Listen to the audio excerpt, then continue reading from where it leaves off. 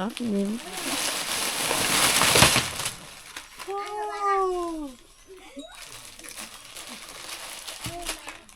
ตบพี่น้อง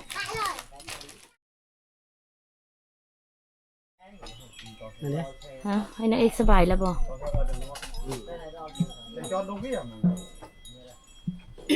น้ำเบา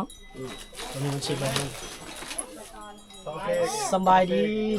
ท่านผู้ชมสบายดีโอ้เราขี้ห้อนแห้งเลยพัดลมเขาก็บ่ได้เนาะ นี่ เราห้อนแห้งเลย มันก็เสียงดังรบกวนอีกเด้เสียงมันดังแล้วพัดลมเฮาเอาลง พบ กัน กันมื้อนี้วันที่19มิถุนายน2026พี่น้องนะ ย้ำเฮาไปคือไอ้ ย้ำมาพี่แอร์ บ่ก็ได้อันวีก็วีก็ได้พอคันวี แก๊สมีบอกแก๊สวี น่าเอาฝาปิโมนี่ มื้อนี้บ่จอยมาเป็นสะพานบุญให้กับผู้ใหญ่ใจบุญทางกรุงเทพมหานครเด้อพี่น้องก็คือเฮานำเสนอว่า EP ก่อนๆเพิ่นฝากเครื่องมาแต่กรุงเทพพี่น้องใส่กล่องบักไงเนาะประมาณ18-19โล18กว่าๆอันนี้ก็แม่นของเพิ่นเด้อพี่น้องเด้อฝากมาก็สิแกะก่อนที่จริงก็เป็นกล่องคันเอามาได้เนาะพี่น้องเอาเป็นกล่องแล้วมาเปิดบัดเดียวแฮงก็เต็กจะเซอร์ไพรส์เลยพี่น้อง เยอะได้น นี่บ่ เอาวี เผื่อแตกเผื่อแตนน้องเราเห็นอยู่ในจออยู่วะ เห็น พี่น้องมื้อนี้มาเป็นสะพานบุญนี่เจ้าวี่นี่แหละเราขี้ห้อนแห้งเลยในกล่องนี่สิบ่ฮู้ว่าเป็นหยังเรามาไขเบิดมีหยังอยู่รู้จักบ่ผู้ใหญ่จากกรุงเทพบ่ได้เพิ่นหักแพงเด้นี่เด้จึงได้ฝากของมาให้พร้อมทั้งจ่ายเงินค่าฝากทางเมืองไทยและเมืองลาวให้พร้อมพี่น้องโอนเอาถอกเลยบ่ โดย เดี๋ยวว่าหยิบไปเอา ยิบไปโอ้ยบ่ไหว ไว้เนาะมัน แม่น หลายแล้วค่อยรีวิวว่าอันใดเนาะ แม่น นี่คือของฝากนี่แผ่นกล้องมาในชาวพุทธไทยแผ่นกล้องมันนี่แม่นหมดเลยโอ้ยเด้อมาอยู่นี่เด้อ ฮะยิ้ม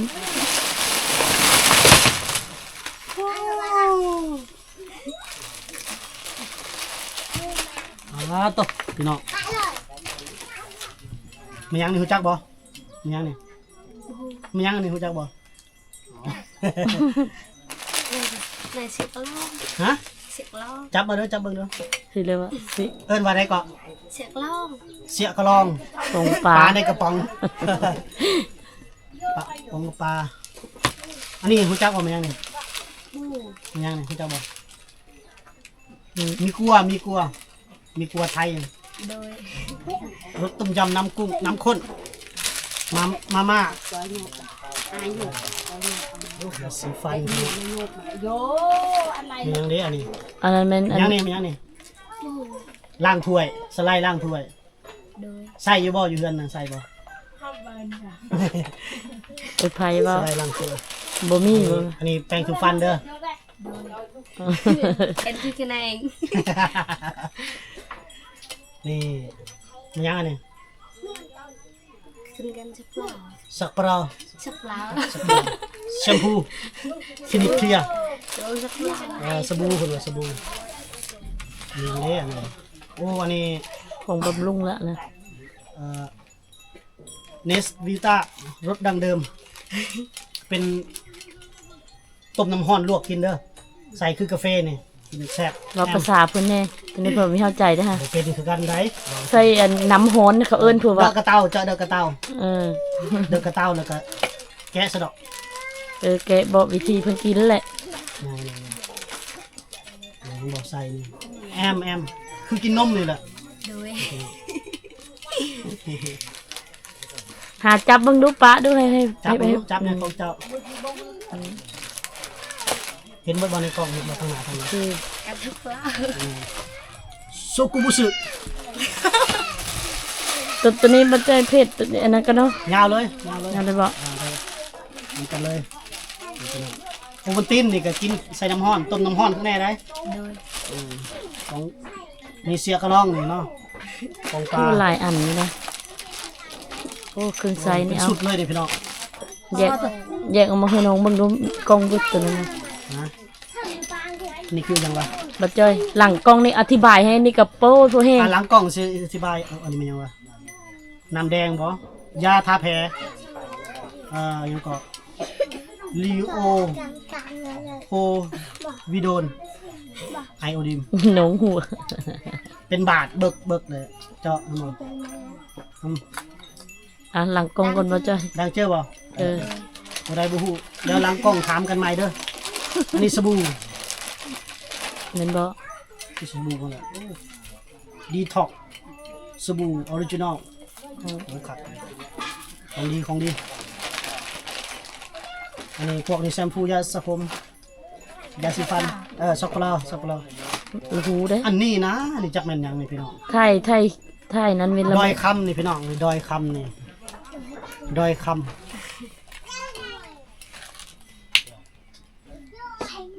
ไม่รู้กับบีบใส่มือกันต้องได้แกะก่อน ำ เดี๋ยวเฮาจังอันนั้นเฮาจังถามอายเพิ่นอีก มันคือบริเขียนใส่เนาะรสน้ำผึ้งเกรดดอกลำไยน้ำผึ้ง100% ได้เฮ็ดอะไรปานนี้ น้ำผึ้ง100%ก็บ่แม่นใส่ขนมบ่เนาะพี่น้องก็ได้ฮู้เดี๋ยวสิลองหลังกล้องนี่ หัวซะเด้อ เพิ่นก็บ่ได้เขียนมาเนาะมีหยังอีกบาทนี่ แกะเบิ่งดูขนมบ่ ขนมมันขนมสรรหามาผู้ใหญ่กันเนาะมันคลิปมันสิยาวเดี๋ยวค่อยแกะหลังกล้องปลากระป๋อง อันนี้ก็อันนั้นเพิ่นน่ะบ้านฟ้าเพิ่นน่ะ จักนาทีละ 6นาทีปลาย โอเคนี่มาเนาะในกระสอบแรกเขาเปิด อันนี้ก็ไมโลนี่แซ่บต้มน้ำร้อนกินเด้อดอกกระเต้าเจาะดอกกระเต้ายาสีฟันเครื่องไส้มีหยังว่าได้บ่วงโอ้เป็นโลเลยพี่น้อง ถามน้องน่ะมีบ่อยู่เฮือน มีบ่บ่วงอยู่เรือน พอดีเลย บ่มีเลยเนาะเอาขนมมีจุดหมุนหมด พวกนี้เป็นมาม่านั่น นี่กล้องตัวนี้นะบ่จ้อยเบิ่งนี่ตัวนี้นะบ่แม่นนี่นะ นี่ มันหยังอีกอันนี้ ดอยค้ำมีกันนี่พี่น้อง อ้าว มันเป็นหูบักนาวหูเบือเกี้ยงบ่นั่นน่ะ จักสิแนะนำ แต่บ่ ให้น้ จ อ อง ยเห็นมันมีขนมปังเลยก็ลาดบีบง่ายปาดสะดวกคือสิแม่นแหละ เขาข้างใน อย่าคือหยังก็ว่า เป็น นมมาเดี๋ยวหลังกล้อง เฮา ท จะ ดลอง แม่น เมาเลยค่อยจะว่ากันใหม่อันนี้น่าจะเป็นสำลี สำลี ทาบาดทาแผลพี่น้องสำลีก้อนรถแรกเนาะถึกใจบ่ ใจ ดีใจบ่ไดนี่ ดู พุ่นดีใจบ่แน่มันดีใจบ่ ดู ดีใจ ขอบคุณเพิ่นแน่ น้องขอบคุณหลายๆเด้อ ขอบคุณหลายๆเด้อ ให้อยู่ดีมีแฮงเด้อ ให้อยู่ดีมีแฮงเด้อ ให้ร่ำให้รวยเด้อ ให้ร่ำให้รวย อืม เอาอันนี้เรียกถามไปได้ตัวนี้นะ ตอนนั้นเราทำเลยตอนนั้น เอาตัวนี้ดิ เอาตัวเอง แม่ คิดระบบบันฟ้า ปิดแล้ว โอเค มันฟ้าแล้วจะค่อยเอากล้องตัวนั้น จ้า จังมันยังนี่นะยังบ่ฮู้ เบิ่งค่อยอ่านก่อน ให้อายจะจัดการ สิ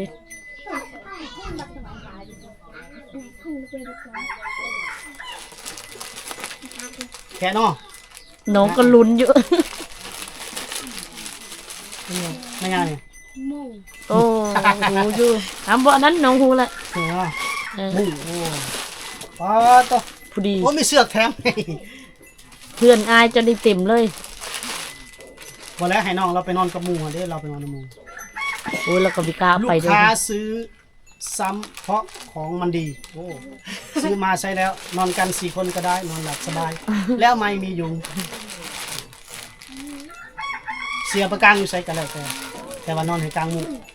สิให้แม่สิให้ตัวเองหรือว่าสิให้เอื้อยให้อ้าย ถามเลยเราไปนอนในหมู่กลางมุ้งอยู่บ่ ไปนอนอยู่คนกลางมุ้งอยู่บ่เจ้ามุ้งบ่ อ๋อจุด อย่าให้เขาเอาไปกลางเลย4 สาวเขามีน้องเวียงน้องเนี่ยเวียงวางมาจังเอาไปกลางอยู่พุ่นละ จะถามเจ้าของเพิ่นพูดแล้วเพิ่นนั่น นี่แดดนะ อัดเบิ่งดูค่ะ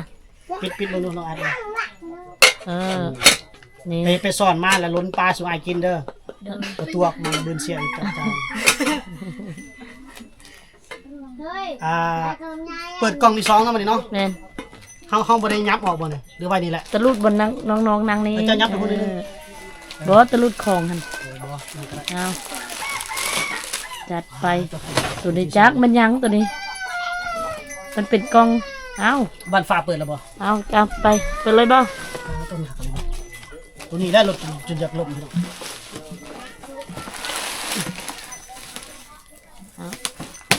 แกะกล่องที่2บ่วันนี้ แทะกล่องที่2ด้วยพี่น้องเด้อกล่องที่ฝากมาจากกรุงเทพ กล้องตัวนี้มันจะใหญ่ห่าง ผู้ นี่ ใหญ่ใจบุญเพิ่นกระจายให้พร้อมพี่น้องทั้งอยู่ทั้งเมืองไทยและเมืองลาวพี่น้องมันมี2ต่อเลยแตง ออกมาบ่ทั้งสองเลย เอาเบอร์2เลยบ่ แม่น อ่ะยงจับ จับก่อน มันยังดีอยู่แล้วว่า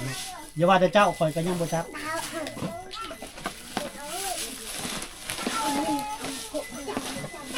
เอามาแล้วก็จัด ใส่เลยขนาดอยู่เทิงเฮือนนั่นนี่คนยังอยากขึ้นมาคันอยู่หลุมสิบ่เต็มหมดบ่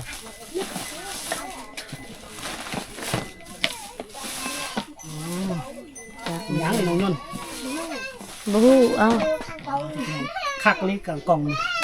มันหนักยังย้อนยังบ่จ้อยเอาแกะเบิ่งดูมันนี่ เอาสิเปิดตัวใดตัวน้อยก่อนบ่ ตัวใหญ่ก็ได้ ตัวน้อยหรือตัวใหญ่เอาตัวนี้เนาะ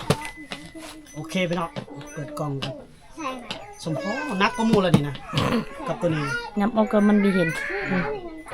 ตัวนี้จะไก่น้อยๆนึง ไกลกับกดซูมเขาอีกกดเลื่อนซูมเข้าไปอีก ซูมเลยบ่เป็นเนาะมือกล้องบ่เป็นเด้ กล่องบุฟเฟ่ต์ เป็นแต่อันนั้นนี่ล่ะ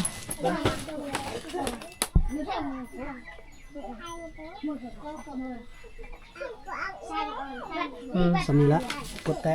แกะแล้วมั้ย อืม เพราะมันอยู่ไกลทุด กล่องที่2เปิดมาพี่น้อง ทำน้องดิ มีอย่างนี้นี่ผงซักฟอกอันยังก็สบู่บอดบอกดังๆเลยเถอะ แล้วเราแบบเบาแบบคือต่างประเทศเลยเนาะ สบู่บอดเนาะแฟบผงซักฟอกสุดเข้มข้นสบู่บอดอืมอันนี้เด้ เอา สบู่คือกันสบู่สะกระโตน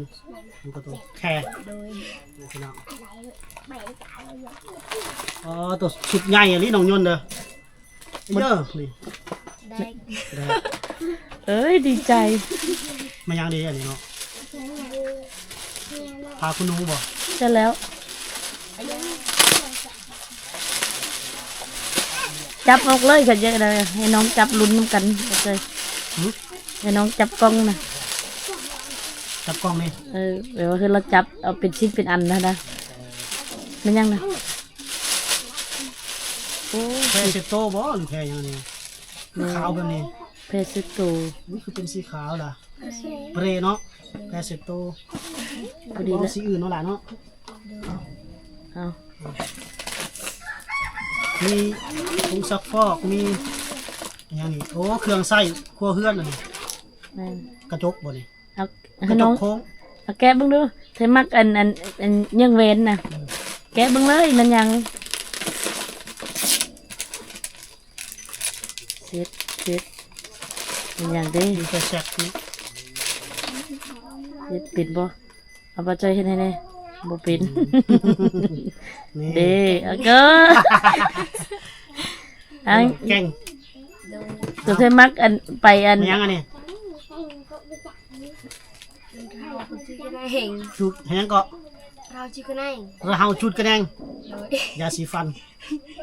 อันนี้ก็แม่นยาสีฟันเด้อ ตั้ง นี่ก็แฟบ ตั้งเฮาเว้าเลยเนาะ นี่ครับต้องใส่เป็นเดือนพูดเลยหลายเดือนพูดเลยน้องเลยนี่ครับเอาอันนี้ จิก อันนี้ก็ จิก จีก บ่จ้อยเดี๋ยวเฮียนเป็นน้ำพึ่นนี่แหละ จับเอาไข่ อย่างนี้ เปิดเก้าครับ ที่จักได้นี่เกิบ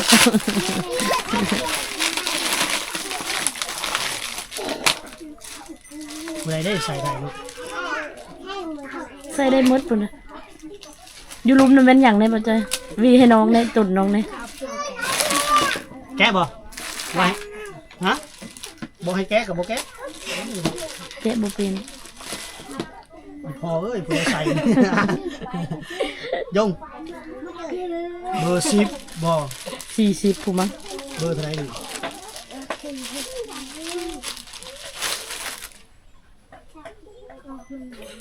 ให้ไผก็ได้กิน ผู้ใดสิใส่ได้เนาะคนในเฮือนมีแต่คนน้อยทั้งหมดอันนี้ก็เป็นน้ำปูน้ำปลาเป็นน้ำไฟชงไฟแซกเด้อ น้ำป่าซึ่งอันนั้นปลาแดกกับว่าน้ำป่า นี่ ฮะ แซง ฮะ แซง แซงแปลว่าน้ำปลา ตัวเด้ อันนี้เด้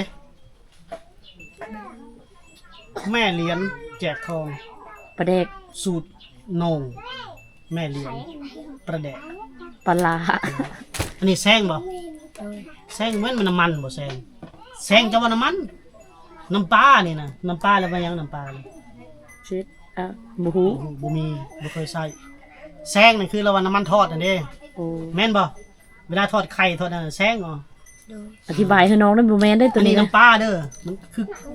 คือเกลือนี่แหละ คือเกลือมันเค็ม บอยบ่เกลือนะบอยบ่ อ่ะบอย เออ โอ้มีฮอตมีดผู้ใดพี่น้องเอ้ย โอ้ยดีใจน้ำน้อง เพราะว่า เครื่องใส่โคเรือนนี่มีตะเล็บกับไฟพวกเนี่ยวันนี้เสือกันฝนเอากันเมียโอเคกล่องนี่ก็มีประมาณนี้พี่น้องมีไฟทรงมีแซงเครื่องใส่เนาะเน้นเครื่องใส่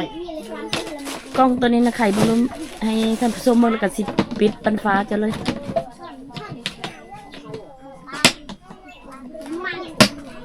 เอากล่องสุดท้าย เราจะให้เห็นเล็กๆน้อยๆเนาะบันฟ้าตัวนี้เนาะมันเป็นเธอ เพราะว่าเป็นเรื่องรายละเอียดอ่อนเนาะ แม่นเอาให้จะเบิ่ง ก็ขักเลยแต่ละกล่องนี่บ่ได้อยากได้หยังเลยอยากแต่กล่องนี่แหละ เอาใส่อันไปอันนั้นบ่ พี่น้องเป็นยังนี่รู้จักบ่ อันนี้ หึ อันนี้ ยี่ยี่ เออจีอย่าดม พวกเขาบ่ได้ปิด ว่าจะบันฟ้าเฮานั่นเด้อ อันนั้นได้บ่อันนี้จะเป็นยาเด้อพี่น้องเด้อ แม่น ยารายเป็นเรื่องละเอียดอ่อนเดี๋ยวเขาจะไปล้มกับน้องเพิ่นหลังกล่องการใส่ยาอย่าง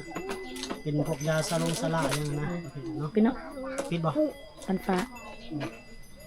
เอาอันนี้เจ้าก็ได้16นาทีกะชีนั้นเลย นี่มันยังอันนี้วะอันนี้เด้อพี่น้องเด้อไก่ยับเข้ามาเขาสั่นล่ะเอาปิดดันฟ้าเลย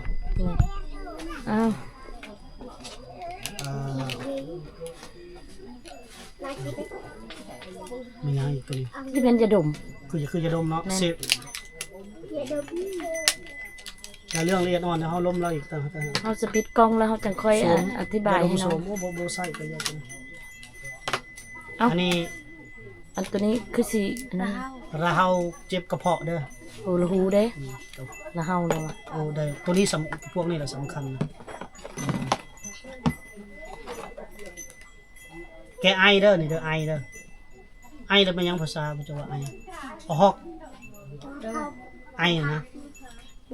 โอ้ไอ้ตุ่นน้องบ่ใจอันนั้นจะ10อันนั้นแล้วนะเฮาก็ อันนั้นบ่ แม่น อีเด้อซะอยู่ดีมันจะมียาบ่แล้วก็อยากส่งรายละเอียดได้ลมกับโอ้ยดีจะเป็นยาแก้ไอน้ำดำยาธาตุ TFD มันดียังไงบ้างเนี่ยมียาด้วยพี่น้องเด้อเป็นกล่องนี่เป็นยาเนาะเป็นยานี่มันเล่าเรื่องรายละเอียดอ่อน เอานะให้น้องวีแน่ละหอน อันนี้เจะวีนะนี่ ตีตุ่นน้องอะไร ยาซาร่าเด้อยาพวกยาซาร่ายานั้นพวกยาดมยาเด็มไปซ้ำยาแก้ไอน้ำดำก็เรื่องยานี่ยาแบบนี้ได้อยู่ยาสามัญประจำบ้านนี่อันนี้พวกนี้โอ้ย อันนี้เพิ่นฮู้ตัวนี้ อ่า แต่หลายอย่างอยู่เพิ่นบ่ฮู้เฮาก็จะ ก็บ่ยาบ่ได้หลายปานใด แม่น บ่ได้หลายปานใด เดี๋ยวเฮาอธิบายให้เพิ่นเล็กๆน้อยๆเนาะบ่ใจบ่นั้นบ่ อ่ะ สมควรแล้วนะ โอเค นี่เดี๋ยวคนนี้บ่จอยขออนุญาตปิดคลิปแล้วก็สิบอกรายละเอียดเราตัวใดที่ให้น้องเพิ่นบ่ฮู้นะน่าจะบ่ฮู้หลายแหละบอกอ้ายเราพร้อมเนาะยอมมือนบนะพูดละขอบคุณหลายๆเด้อผู้ใหญ่ใจบุญเด้อ ขอบคุณหลายๆเด้อ ขอให้อยู่ดีมีแห้งเด้อ ให้ดีมีแรง ให้ร่ำให้รวยเด้อ ให้ร่ำให้รวย สุขภาพแข็งแรงเด้อสุขภาพแข็งแรงเด้อ ช่องทาง ตัวยันและน้องบ่ได้ตัวนี้ มันบ่ยากเลย แม่นเฮาก็จบคลิปเลย โอเคเด้อสำหรับข่าวของทุกอย่างมาฮอดน้องยนต์เพิ่นแล้วดีอกดีใจหลายพี่น้องเด้อดีใจน้ำน้องเราเนาะสำหรับเครื่องของมาฮอดนี่ผู้ใหญ่ใจบุญเพิ่นหักแพงละพี่น้องก็ถือว่าการเอามาให้น้องเพิ่นก็บ่ได้ธรรมดานะพี่น้องเนาะแต่ว่าสุดท้ายแล้วน้องเพิ่นได้เฮาก็ดีอกดีใจนํเนาะต้องขอขอบคุณผู้ใหญ่ใจบุญหลายๆเด้อเนาะสบายดี ไปดี